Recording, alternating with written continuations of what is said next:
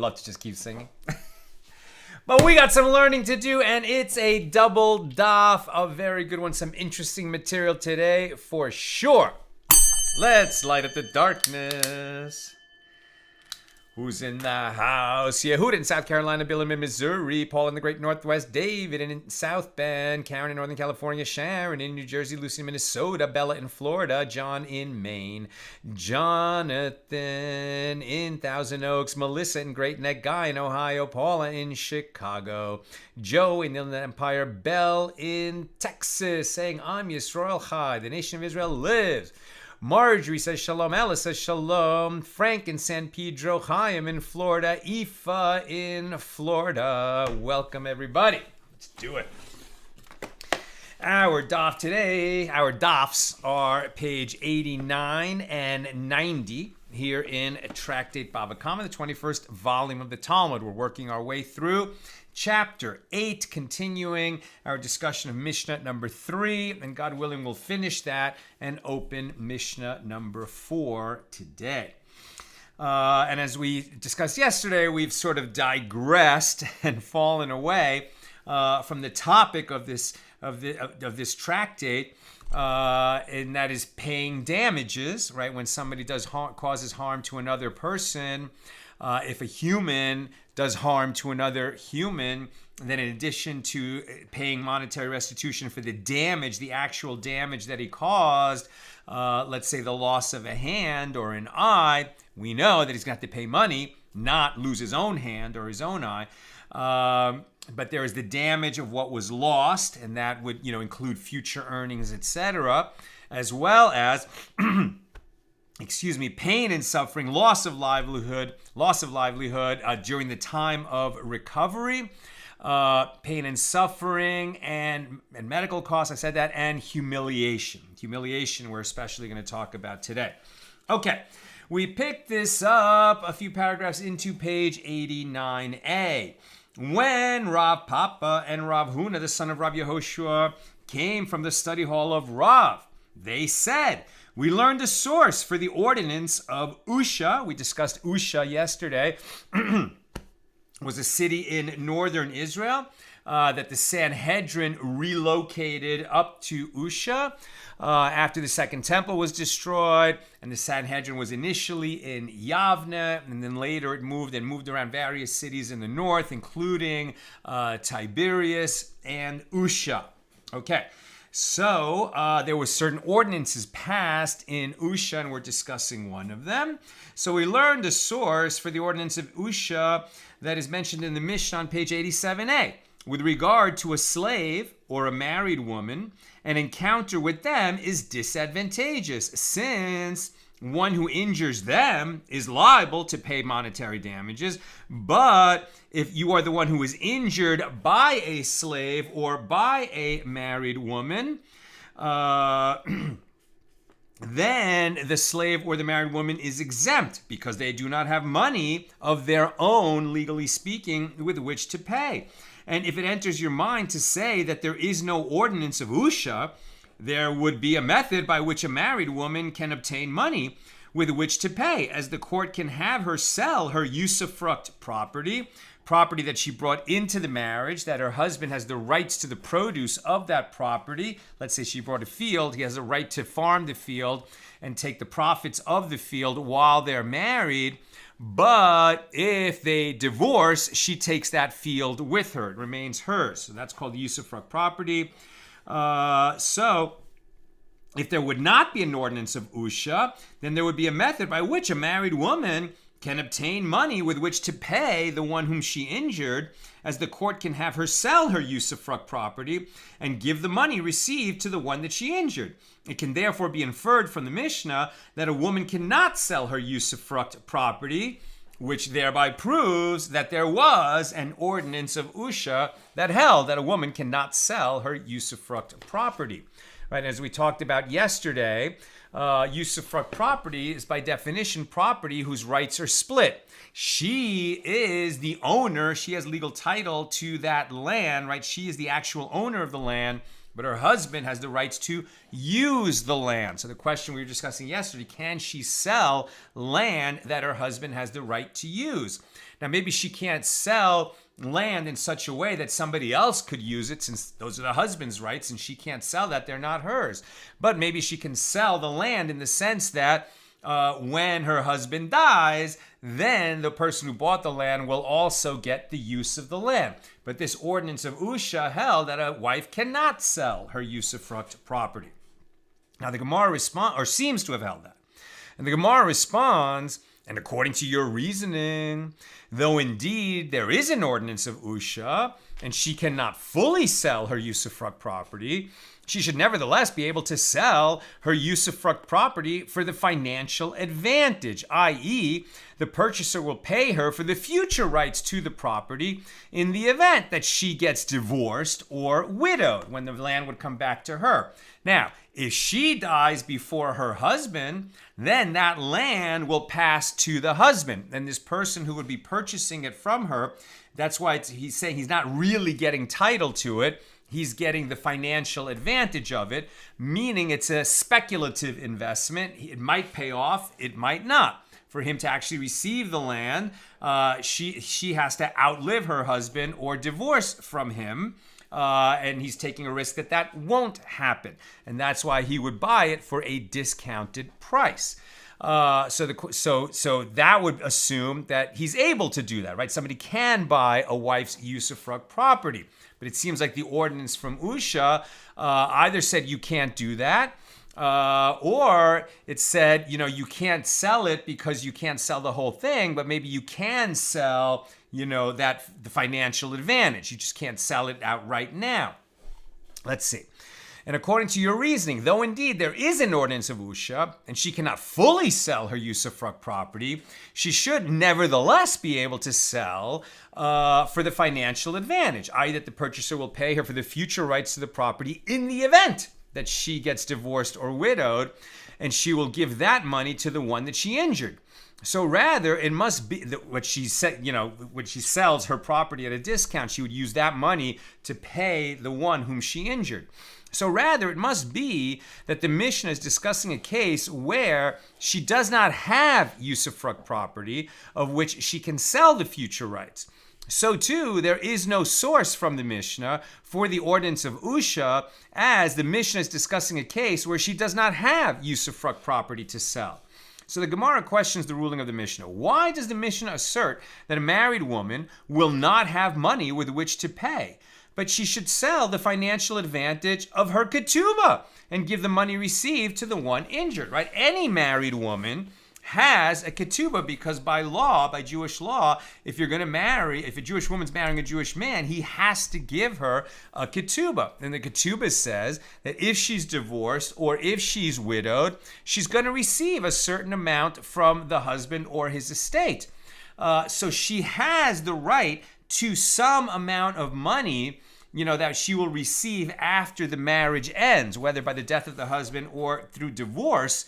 And she could sell the rights to that money now to pay off, this person whom she injured. So why would you say that a married woman doesn't have money of her own? Any married woman has a ketubah. Therefore, any married woman has a right to certain future income. Again, if she outlives the husband or gets divorced from him, and she could sell that, again, discounted because the buyer might not get anything, but there is some value to it, so she could sell that and use that to pay off the damages for the injury that she caused. So the Gemara answers, in accordance with whose opinion is this ruling of the Mishnah? It is in accordance with the opinion of Rabbi Meir, who says that it is prohibited for a man to remain living together with his wife for even 1 hour without her having a marriage contract. Therefore, the woman cannot sell the financial advantage of her marriage contract. Like, you might have read that to say, therefore, every woman has a marriage contract. Every Jewish woman has a marriage contract because she's not permitted to live with her husband if she doesn't have a marriage contract. But what they're saying is, no, the way we read this is that, right, every woman has a marriage contract, but she cannot live with her husband if she doesn't have a marriage contract. And the main value of a marriage contract is that she will have this payment that is due to her in the event that the marriage ends, so that she can survive as a single woman in an ancient patriarchal world, until she gets married again, or if there's enough money, and for the rest of her life.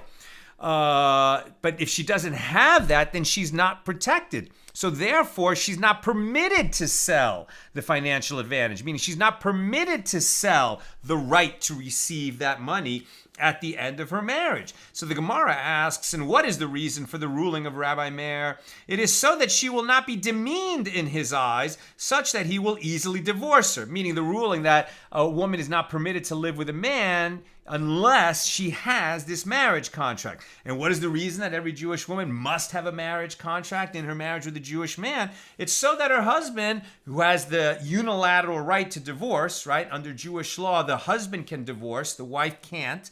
And that's why modern sort of marriage contracts, even in the religious world, will add a clause, that she can escape so she doesn't become a stranded wife, known as an aguna. But at any rate, the reason that she must have that contract is so that the husband will not, get into a fight with her and say, you know what, I'm tired of you, and dismiss her with no consequences to him. Rather, now that it's going to be very expensive for him to divorce her, he will take the marriage more seriously. They're saying that's the reason for Rabbi Meir's ruling.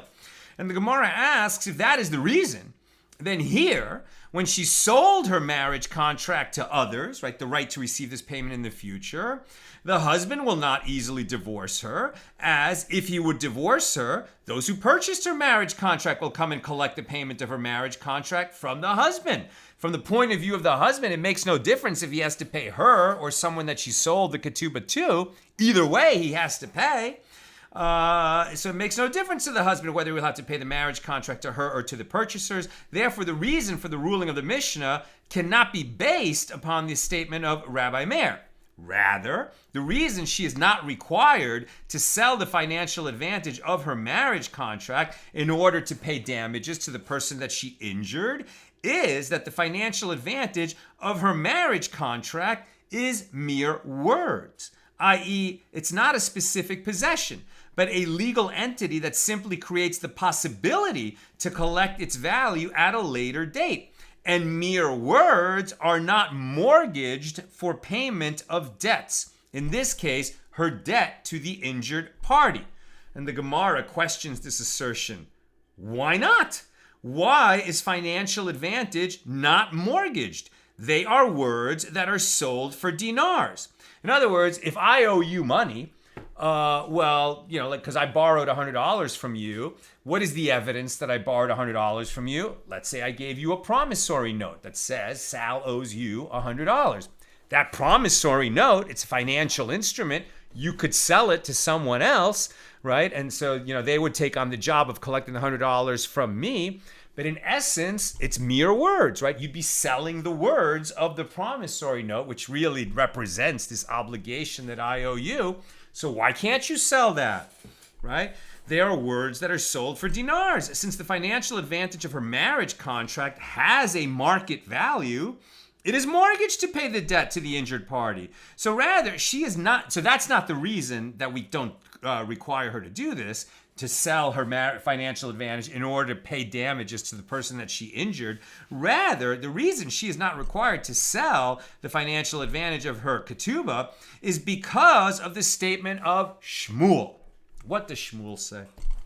Shmuel says, with regard to one who sells a promissory note to another, and the seller went back and forgave the debtor his debt, it is forgiven, and the promissory note is left valueless. Right? So in other words, very interesting. If I owe you $100, you can forgive the debt, right? Then I don't owe you $100 anymore. Can you sell the promissory note and then forgive my debt? I mean, that would be a ripping off that guy, right? Do you have the right to forgive my debt after you've sold the promissory note that represents my debt to you, to Charlie? Right? Poor Charlie, you sold him something. Let's say I owe you $100. You sold it to him for $90. You're tired of waiting. So he's bought it for $90, expecting to collect $100 from me. And in the meantime, you say, hey, you know what, Sal? You don't have to pay me anymore. then what's going to happen to Charlie, right? What's happening then? Shmuel says, with regard to one who sells a promissory note to another, and the seller, so you, went back and forgave the debtor his debt, it is forgiven, and the promissory note is left valueless. And since the debtor essentially had a non-transferable obligation to the creditor alone, and even the seller's heir can forgive the debt, since there is a concern that the woman will forgive the debt of her marriage contract after having sold it, causing a loss to the purchaser, she is not required to sell it. So presumably, if you are able to forgive a debt that I owe you, even after you sold that promissory note, then you would owe the $100 to him. I wouldn't, but by forgiving me, you would render that note valueless, and yet you sold it representing that it is worth something. So I think that where that comes out is you are able to forgive me, but then you owe him $100. Now the sages say, let her sell the financial advantage of the marriage contract and give the money to the one she injured. And if she happens to forgive the debt of her marriage contract to her husband, she will forgive it, just as it is generally permitted for one to sell a promissory note, despite the fact that he could then forgive the debt. The same should hold true in this case as well. And the sages say, in any matter that will engender a benefit to her husband, she will certainly forgive the debt to him so that he will not have to pay the marriage contract. And with regard to causing a definite loss to that purchaser through direct action by having the woman sell the financial advantage of her marriage contract in a case where she will certainly forgive the debt, the sages will not be willing to cause a definite loss to the purchaser. So the Gemara suggests another way. And if you would say that she should sell her marriage contract, right? Remember, this is all premised on the idea that a married woman injured a third party, and the guy who suffered the injury, he would like to be made whole, right? He needs money so that he can be made whole. Now you might say, well, why doesn't her husband, is entitled to her earnings, etc.? Why doesn't he just pay the damages that she caused? Well, that's not the topic under discussion. Here, what we're saying is she has no money of her own, but she does have that right to receive payment of her ketubah in the future, and she could sell that, right? So that's all this discussion is about that.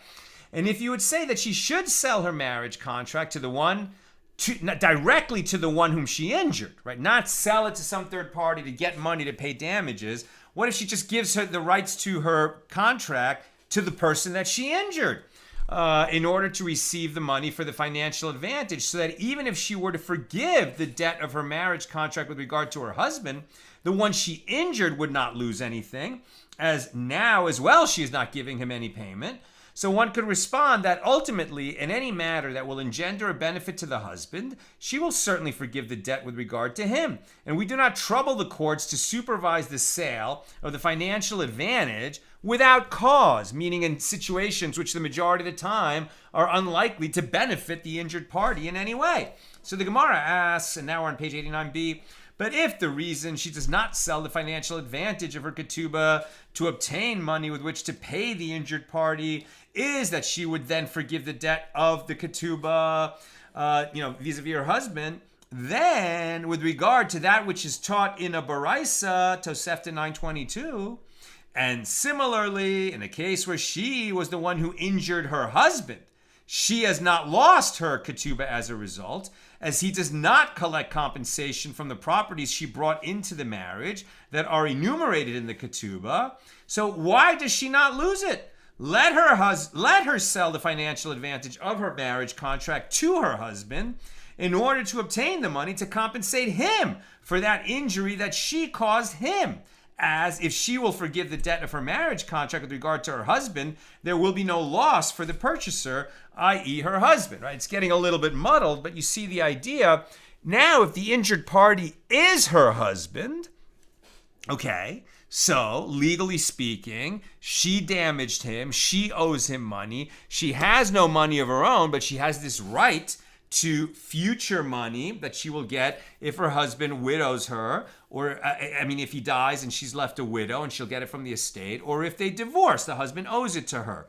Okay, so why don't we say that the husband will get credit against that? He won't owe that money in the future because of the injury that she caused him now. Why don't we do that? That's what the Gemara is asking.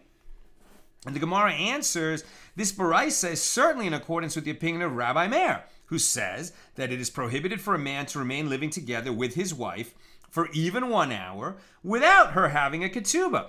Therefore, the woman cannot sell the financial advantage of her ketubah to her own husband.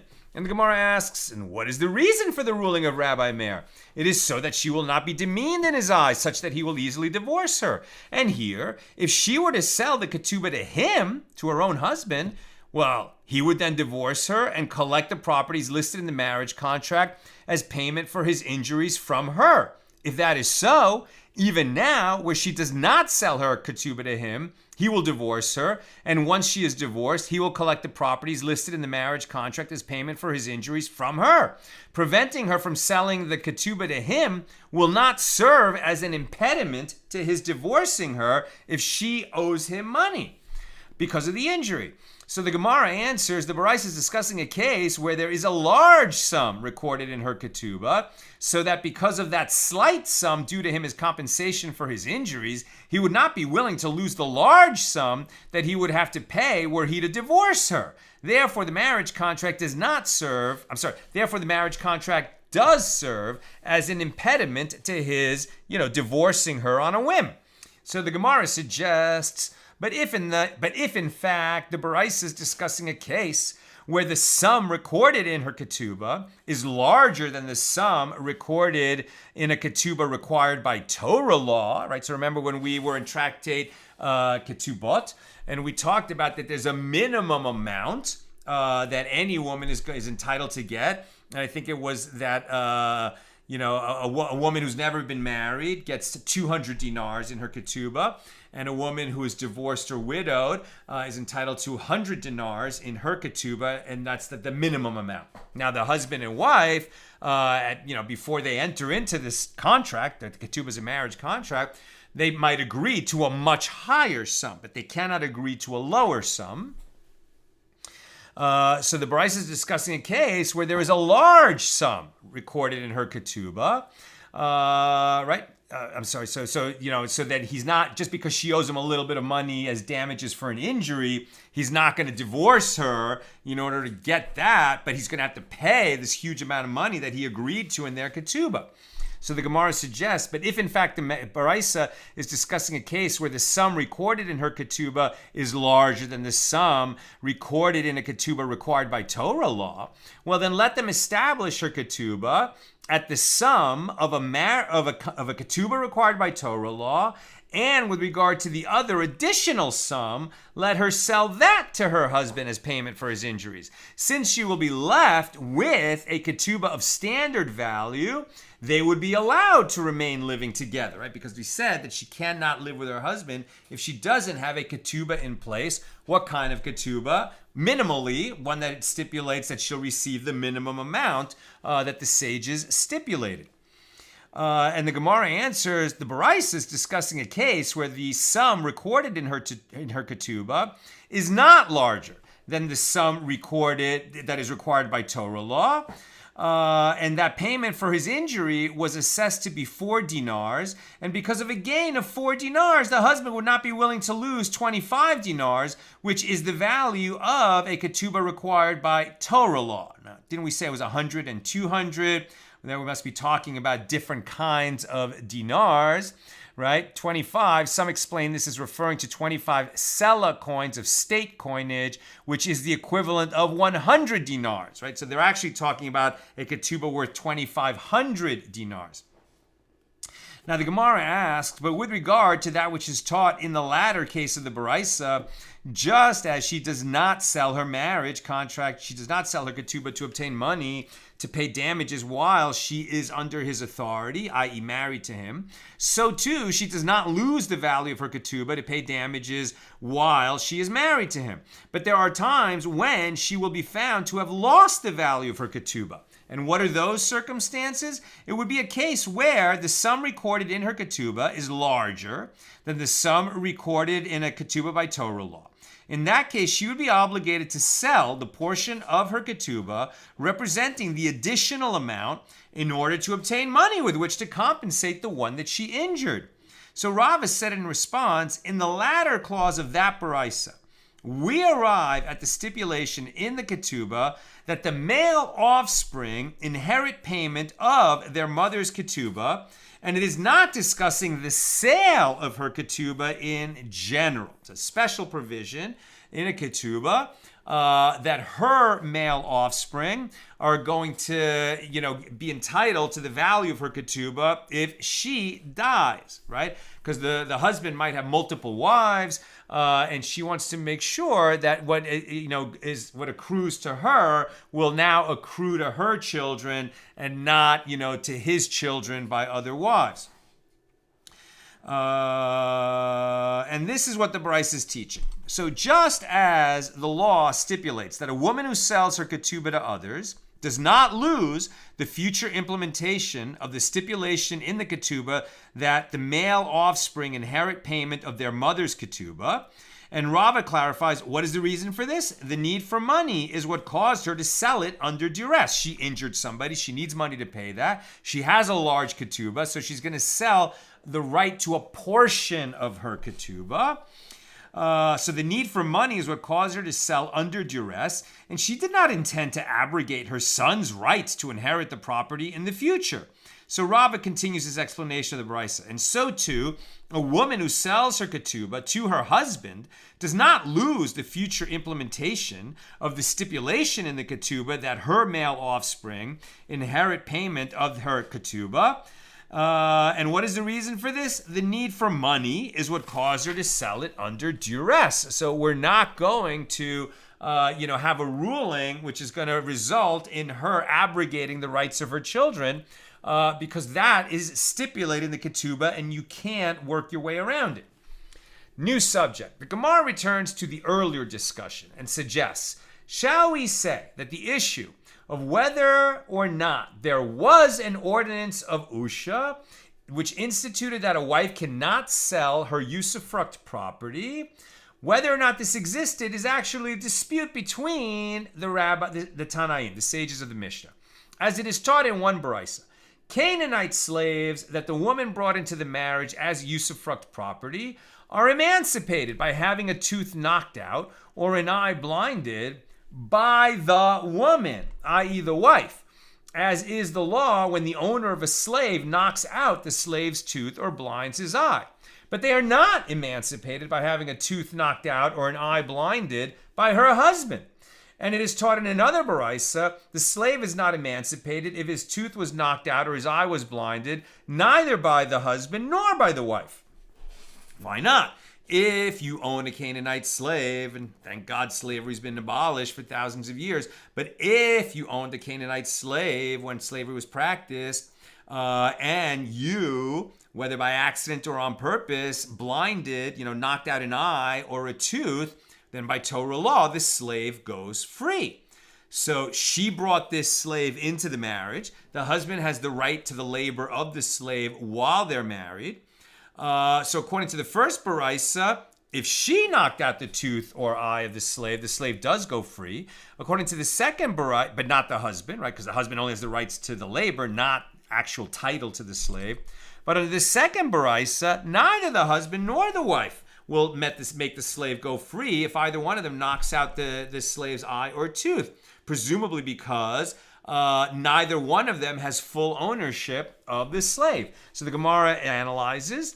They assume that everyone holds that ownership of the rights to use an item and to its produce, which the husband has with regard to usufruct property, is not like ownership of the item itself, which is why the husband is not considered the owner of the slaves that she brought into the marriage. And what? Is it not so that the two Baraisas disagree with regard to this? That the one who says that the slave is emancipated if he was struck by the woman holds that there is no ordinance of Usha. Since she retains the right to sell her usufruct property, she is considered the full owner of the slaves with regard to the law of their being emancipated. And the one who says that the slave is not emancipated if he was struck by the man, and also not emancipated if he was struck by the woman, holds that there is an ordinance of Usha. And since she cannot sell her usufruct property because the husband has the rights to his labor, she is therefore not considered to be the full owner of the slaves with regard to this law of being emancipated if she would strike out the eye or the tooth. So the Gemara offers an alternative explanation, right? You can explain the same circumstances without regard to whether there was an ordinance of Usha or not. So says the Gemara, no, perhaps it is the case that everyone holds that there is an ordinance of Usha. But here in the first Baraisa, which says she can free the slave by knocking out his tooth or eye, but the husband can't. But here in the first Baraisa, it is referring to the time before the ordinance was instituted. And since the wife had the right to sell her usufruct property, she's considered the full owner of the slaves with regard to the law of their being emancipated. While there, in the second Baraisa, it is referring to a period of time after the ordinance was instituted. And since she could no longer sell her usufruct property, she's not considered the full owner. And that's why if she blinded or knocked out a tooth from her slave that she brought into the marriage, the slave would not be emancipated because her rights are split with her husband. And the Gemara offers an alternative explanation. And if you wish, say instead that both this Baraisa and that Baraisa are referring to the time after the ordinance was instituted. And the Tana in each Baraisa holds that there is an ordinance of Usha. So what is the difference between them? Rather, according to the one who says that the slave is emancipated if he is struck by the woman, but not if struck by the man, what is the reason? It is in accordance with the statement of Rava. What did Rava say? Now we're on page 90a. Consecration of an item to the temple, the advent of the prohibition of leavened bread taking effect upon leavened food at the start of Passover, and the emancipation of a slave abrogate any lien that exists upon them. Therefore, the emancipation of a slave resulting from the knocking out of his tooth or the blinding of his eye abrogates the lien that the husband has on the slave as usufruct property, and leaves the woman as the solitary owner for the purpose of the slave receiving his freedom after she blinded him or knocked out his tooth. But the Gemara questions this explanation. Shall we say that this statement of Rava is a dispute between Tanaim? According to this explanation, the Baraisa that states that the slave is not emancipated when he is struck by the woman holds that the lien of the husband is not abrogated, which would run counter to the statement of Rava. And the Gemara responds, no, it is the case that agrees with the statement of Rava that a lien is abrogated. And here the reason why the Baraisa holds that the husband's lien on the slave is not abrogated is that the sages strengthened the lien of a husband on his wife's property, and it is only this type of lien that is not abrogated by emancipation. And if you wish, say instead that everyone agrees that these Tanaim of the two Baraisas hold that there is no ordinance of Usha.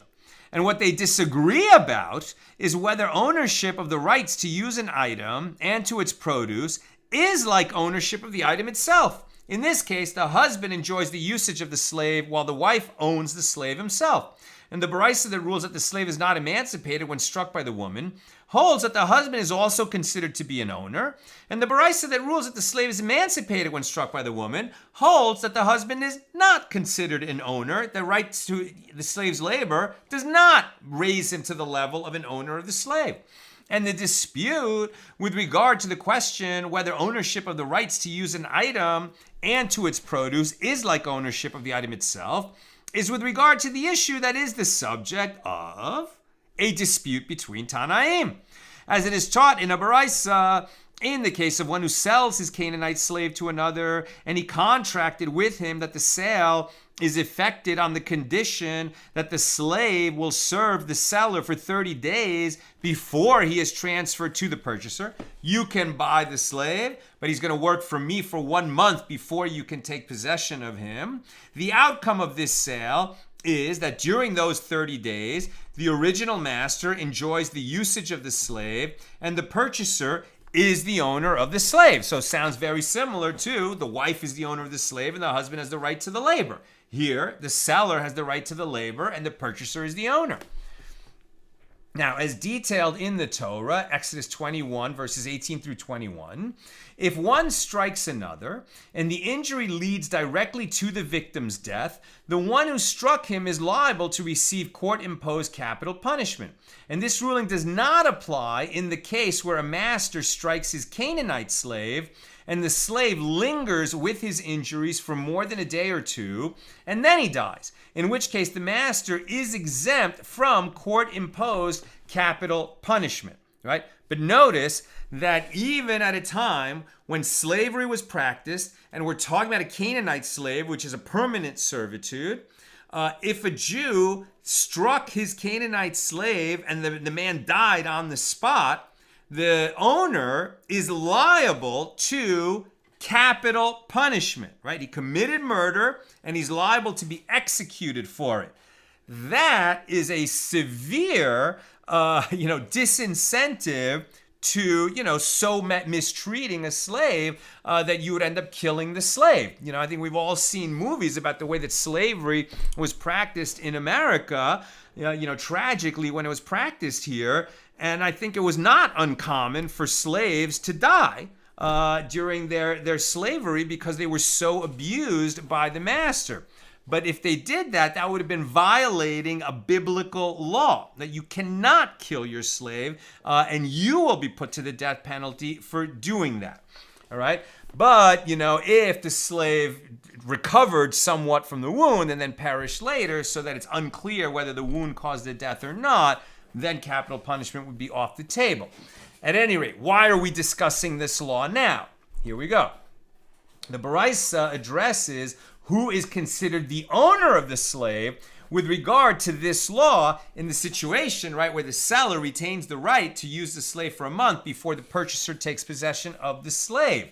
So if the seller, right, strikes the slave who's, is around for a few days and then dies, okay, so who's the owner? Right? The owner is not subject to capital punishment, but maybe a third party would be. Is the seller now considered a third party with respect to his former slave, that he still has the rights to the labor for 30 days? Let's see. So Rabbi Meir says that during those 30 days, only the first owner is included in the law of a day or 2 days.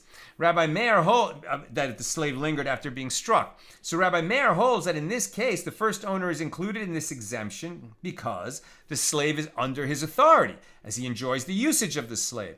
And he holds that ownership of the rights to use an item and to its produce is like ownership of the item itself. So the status of the first owner as the owner also negates the possibility that the second owner would be regarded as the owner with regard to this law, and he would not be included in that exemption. So the Baraisa says, Rabbi Yehuda says that only the second owner is included in the law of a day or 2 days because the slave is his money, i.e. he paid for the slave, he has title.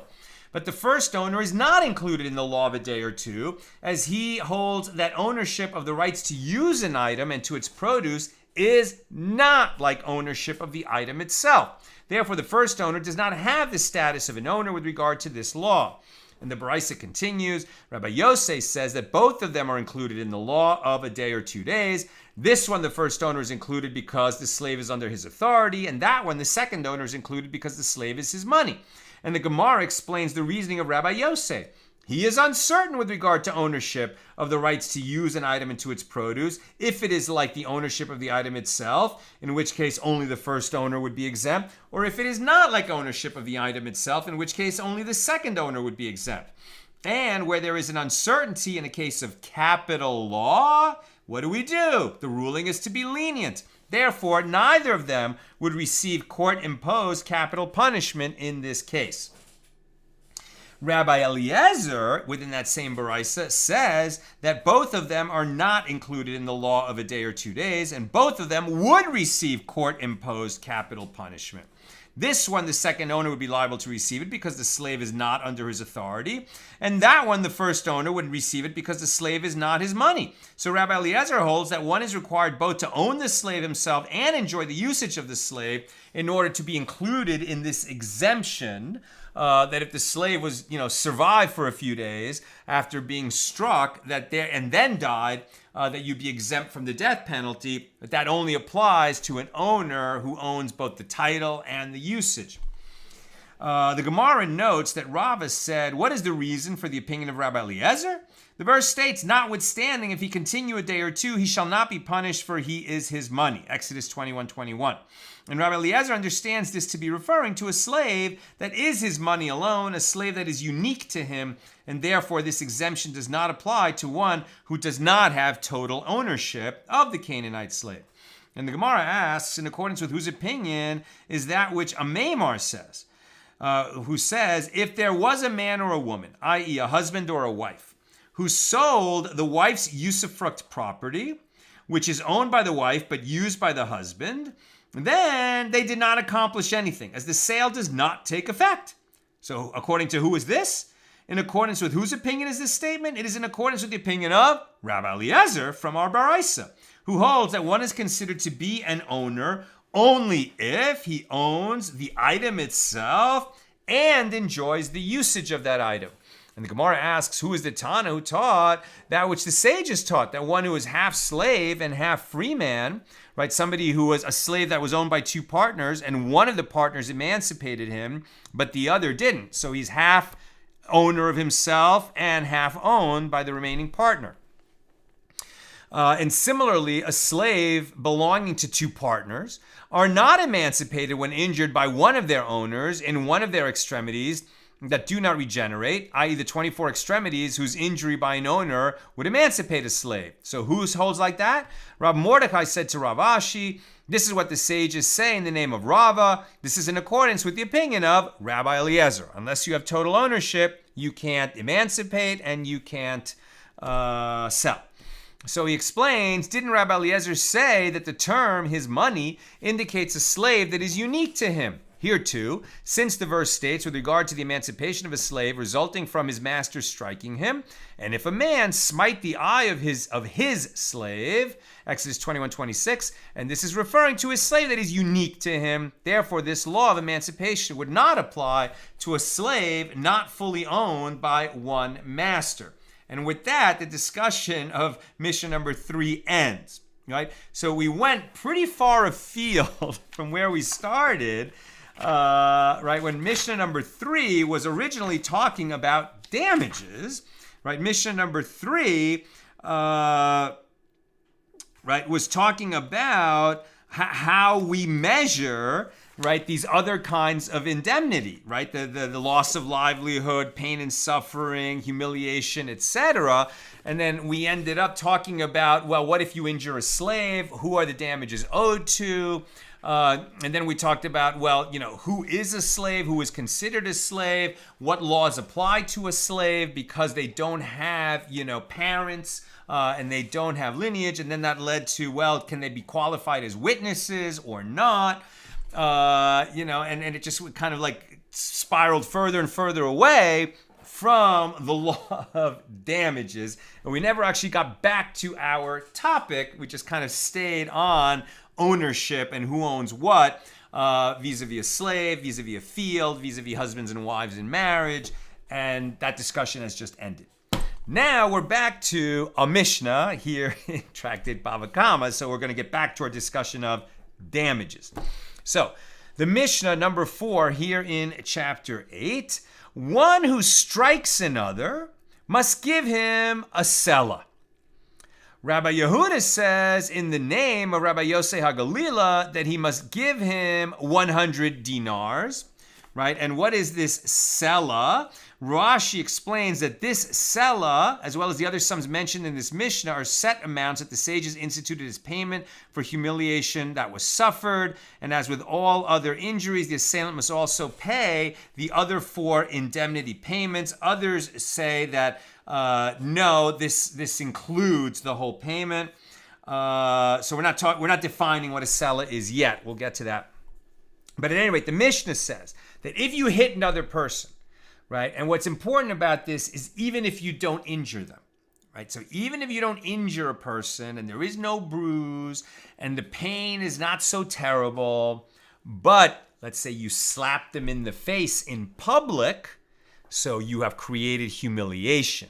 That's what this is really about. So there are going to be some set amounts where if you hit a person, if you punch them, if you slap them, those have different results. If you pull their hair in public. So even though you don't create a permanent injury such that there would be a big damage payment, but there is a humiliation that's associated with it. So the sages are going to set some set amounts for these kinds of strikings, right? So one who strikes another must give him a selah. Rabbi Yehuda says in the name of Rabbi Yosei HaGalili that he must give him 100 dinars. If he slapped another one on the cheek, he must give him 200 dinars. If he slapped him on the cheek with the back of his hand, which is more degrading than a slap with the palm, then he must give him 400 dinars, right? So you get this picture that particularly in the ancient world, if you backhand slapped somebody in public, you have made a public statement that you have contempt for this person. You have humiliated them. You made them look really bad. And it's going to cost you an astonishing amount of money. 400 dinars is a lot of money.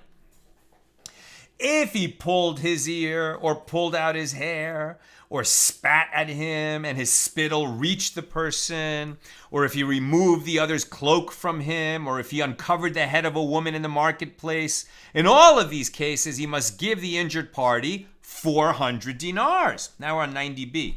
And this is the principle of assessing payment for humiliation caused to another. It is all evaluated in accordance with the honor of the one who was humiliated, as the Gemara will explain.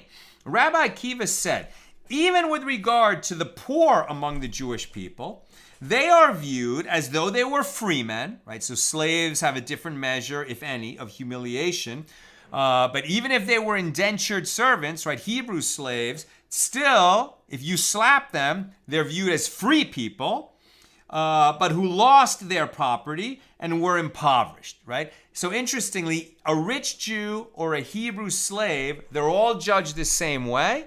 And we're going to say it's as if this was a person who is free, who is poor, but who is prominent. Why is he prominent? Because he's a descendant of Abraham, Isaac, and Jacob. Right, says Rabbi Akiva. They're all viewed as though they were free men who lost their property and were impoverished, and their humiliation is calculated according to this status. As they are the children of Abraham, Isaac, and Jacob, they are all considered of prominent lineage. And the Mishna relates, and an incident occurred involving one who uncovered the head of a woman in the marketplace. And the woman came before Rabbi Akiva to request that he render the assailant liable to pay for the humiliation that she suffered when this man uncovered her head in public. And Rabbi Akiva rendered the assailant liable to give her 400 dinars, right? Because he dishonored her, he humiliated her in public.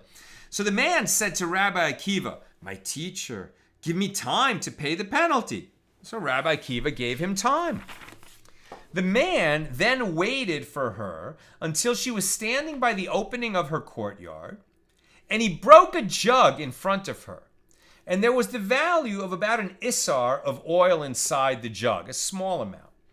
And the woman then exposed her own head, and she was wetting her hand in the oil and placing her hand on her head to make use of the oil, right? So presumably he spilled the kind of oil that was used as some kind of a balm for the hair, and she didn't want it to go to waste. She had this opportunity to get her hands on this fine oil. And so what did she do? She uncovered her own head, picked up some of that oil and rubbed it into her hair, right? So what is the guy showing? He's like, well, you're going to charge me 400 dinars because I uncovered her head in public? She herself uncovers her hair in public when it's beneficial to her. So the man set up witnesses to observe her actions. And he came before Rabbi Akiva and he said to him, will I give 400 dinars to this woman for having uncovered her head? By uncovering her own head for a minimal benefit, she has demonstrated that this does not cause her humiliation. Rabbi Akiva said to him, you did not say anything, i.e., this claim of yours will not exempt you. One who injures himself, although it is not permitted for him to do so, right? We're not permitted to injure ourselves on purpose. Nevertheless, he's exempt from any sort of penalty. But others who injured him, even though he's the type of person who injures himself, that doesn't give others a right to injure him.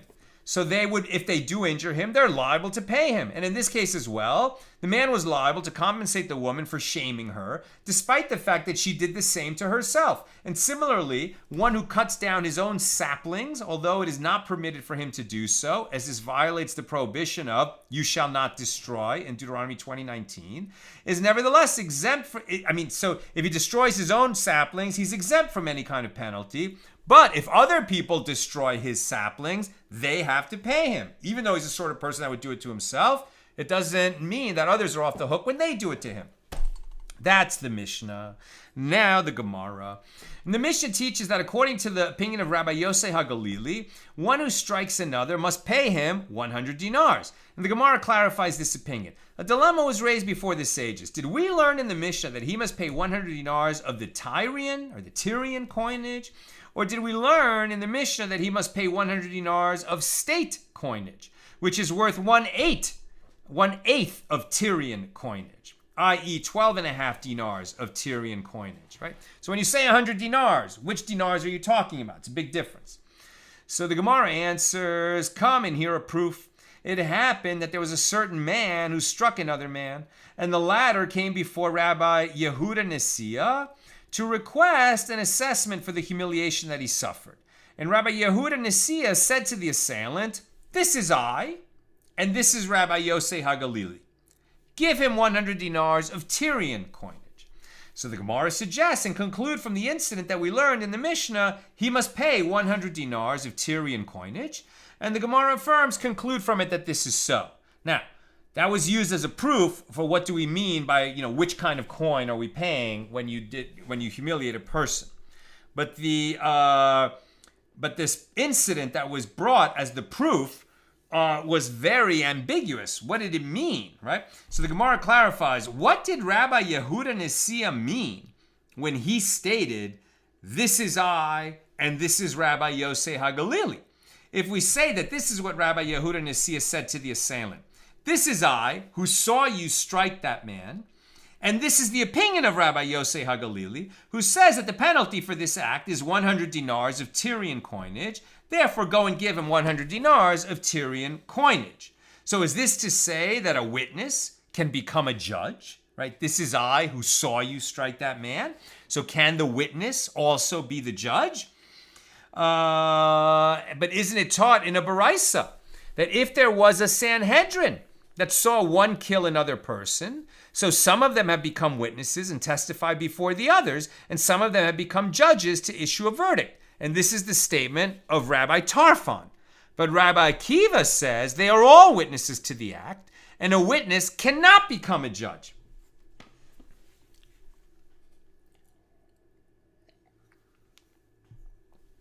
So the Gemara infers from this baraisa that even Rabbi Tarfon says his opinion only in a case where some of the members of the Sanhedrin have become witnesses and some of them have become judges, but he did not say that a witness becomes a judge without anyone else testifying. So all the more so, according to the opinion of Rabbi Akiva, would it not be permitted for Rabbi Yehuda Nesiah to act as a judge as well as serving as the sole witness? So the Gemara rejects this. One could say that when that baraisa is taught, it is taught in a case where the Sanhedrin saw the murder at night, at which time it is not permitted for them to practice judgment, since cases of capital law may be judged only during the daytime. They were therefore not functioning as judges at that time. On the following day, testimony must be heard from some of them, now acting as witnesses, in front of the others who are now acting as judges. By contrast, in the case of Rabbi Yehuda Nesiah, he was able to serve as both the witness and the judge, as he witnessed the event while he was functioning as a judge. And the Gemara offers an alternative explanation, and if you wish, say instead that Rabbi Yehuda Nesiah did not witness the incident, and this is what he said to the assailant: "This is I, that I hold in accordance with the opinion of Rabbi Yosei HaGalili, who says that 100 dinars of Tyrian coinage must be paid. And these are witnesses who testify concerning you that you struck the other. Therefore, go and give him 100 dinars of Tyrian coinage. The Gemara discusses the previously mentioned opinion of Rabbi Akiva. But does Rabbi Akiva hold that a witness cannot become a judge? But isn't it taught in a Baraisa, Tosefta to Sanhedrin 12:3, with regard to what is stated in the Torah concerning injuries? Quote, and if men contend and one smite the other with a stone or with his fist, in Exodus 21:18, that Shimon Hatimi says, just as a fist is unique in that it is submitted to the assembly of judges to assess its ability to injure, and to the witnesses who attest that it was the fist used to strike, as a fist remains attached to the assailant, so too, a ruling can be issued in the case of any item that is submitted to the assembly of judges to assess its ability to injure, and to the witnesses who attest that this was the item used to strike. And this serves to exclude a case where the stone that injured left the possession of the witnesses and is not available to be inspected by the court to assess if it is capable of causing the purported injury. In other words, if you lose the weapon, you lose the right to the damages, according to this view. Rabbi Akiva said to him, but is it the case that in all incidents of injury, the assailant struck him in the presence of the court, so that they know exactly how hard he struck him and on what part of the body he struck him? For example, if he struck him on his thigh or if he struck him on the lobe of his heart? Rather, the court relies on the witnesses to testify about the injury. Therefore, the witnesses should be able to testify about the item used as well. And furthermore, if there was one who pushed another person from the top of the roof or from the top of a building, and the one who was pushed died as a result of the fall, do the members of the court go to the building to inspect how high it is? Or does the building go to the court? Obviously not. And the court relies upon the testimony of witnesses to state how tall the building is. And furthermore, if the building collapsed, must the court rebuild it in order to assess the height? No, the witnesses will testify about that item as well. So rather, Rabbi Akiva interprets the verse differently. Just as a fist is unique in that it is submitted to the witnesses for them to testify about it, so too a ruling can be issued in the case of any item that is submitted to the witnesses to testify about, despite the items not being available for the court to assess. I'm almost done. Questions or comments, please get them in now. And this serves to exclude a case where the stone that injured left the possession of the assailant and cannot be found, and even the witnesses were unable to see it. In such a case, the assailant is exempt from payment, since even the witnesses cannot testify about whether the stone was capable of inflicting the purported injuries. And the Gemara states its question. So in any event, it teaches that Rabbi Akiva said to Shimon Hatimni, are all the cases of injury such that the assailant struck him in the presence of the court so that they know exactly how hard he struck him? It can be inferred from this that if he did in fact strike him in front of them, Rabbi Akiva would agree that a witness can become a judge. And this contradicts the opinion of Rabbi Akiva in the Baraisa that a witness cannot become a judge. And the Gemara answers that there is no proof as to the opinion of Rabbi Akiva, since it may be that he stated his refutation in accordance with the statement of Shimon Hatimni, but he himself does not hold accordingly. Perhaps Rabbi Akiva himself holds that if the court had witnessed the act, they would not be able to render judgment concerning it. We can't be sure. That's what I've got for us today.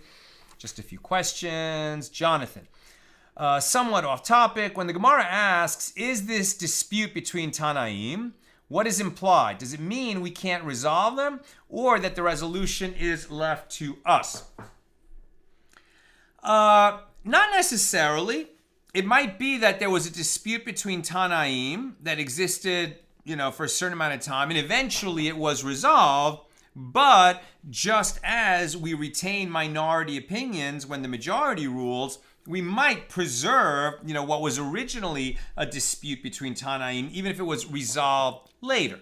All right. So what they're really just saying is, and sometimes we have a dispute between Amoraim, right, the sages of the Gemara, that sort of recreates a dispute that existed among Tanaim. Sometimes the Amoraim have a dispute among them as to an interpretation of what one Tana said. So there's different circumstances, where we would refer to a dispute that was between Tanaim. And sometimes what they'll say is, this refers to a dispute between the Tanaim as recorded in such and such tractate, which seems like that dispute contradicts the version of that dispute recorded in a different tractate where it was resolved. But in that tractate, it wasn't resolved. So did it get resolved or not? That's a sort of discussion that might follow. Dustin, how much would a dinar be in today's value? Excellent question. I'm not sure. I don't want to hazard a guess. I have an impression. I'm thinking like if you're talking about that a marriage contract, right, minimally, so even poor people could get married. But for a woman getting married for the first time ended up being 200 dinars. There's probably some calculation somewhere and you can Google it. I'm just random, crazy, hazarding guess. I'm just going to guess that it's something like on the order of $10,000. That do not take my word for that as a total guess. And I should look it up. But it's sort of like on that kind of an order, right? Real money that would be very significant to poor people, but rich people might agree to a much larger ketubah when they get married. And finally, Joseph, I was looking more into the ordinance of Usha, and I'm trying to figure out the difference between takanos and halachas. Is there a difference, between ordinances and halachas? Well, halacha, right, is sort of where Jewish law ends up. That's what we're required to do, right? That's not the name of a law recorded in the Torah, right? So there are different kinds of laws recorded in the Torah, mishpatim, chukim, etc. Halacha refers to, where the sages have agreed that this is what we have to do, right? Okay, the Torah says an eye for an eye. So what is the halacha? The halacha is that if you put out somebody's eye, you have to make good through monetary damages and the 5 types of indemnity, etc., so that their interpretation of the written law ends up being a halacha that way, right? And then there's ordinances, gezeras of the sages, right, where they're issuing a decree that becomes halacha, not because it was written in the Torah, but rather because the sages made that decree to protect us from coming to violate laws in the written Torah, right? It's a fence around the Torah, right? And, and so takanos, again, not written in the Torah, but are in this, this other world of laws that end up getting passed and becoming law. But if they're disputed, that's going to be another problem. Right? And that's why it was so important that eventually, much later than the sages of the Gemara, someone like the Rambam, right, Maimonides, codified all the laws and the 613 mitzvahs in the Mishnah Torah. And hundreds of years after that, because the Mishnah Torah was a little bit unwieldy and, not everybody agreed with everything that Rambam said, although like 99%. But it was still sort of a little bit too large a body of law, to just for rabbis to learn, okay, what do people have to do, right? And so then we come to the Shulchan Aruch, right? And the purpose of the Shulchan Aruch is to say, these are the laws that we live by, that we follow, right?